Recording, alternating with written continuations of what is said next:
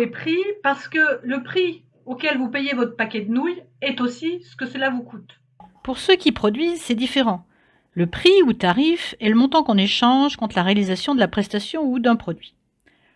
Le coût est la somme des dépenses réalisées pour produire la prestation ou le produit en question. La différence entre les deux, c'est la marge. L'ajustement entre coût et prix est complexe parce que la façon dont l'un et l'autre se structurent est fondamentalement très différente. Les coûts sont toujours composés des mêmes postes de charge. Matériel, fourniture, personnel, matières, locaux. Les prix ou tarifs peuvent prendre des formes que nous connaissons, très variables. Prix de vente, abonnement, subvention, etc. Avec ou sans connexion à un prix de marché. La marge, ce n'est pas forcément un profit au sens d'argent à redistribuer à un actionnaire.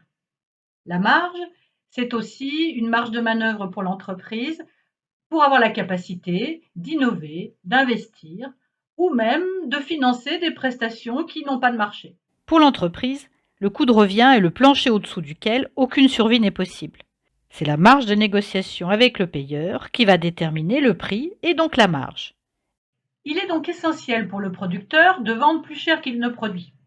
L'acheteur, de son côté, qui n'a qu'une connaissance très partielle des coûts, va chercher à acheter le moins cher possible.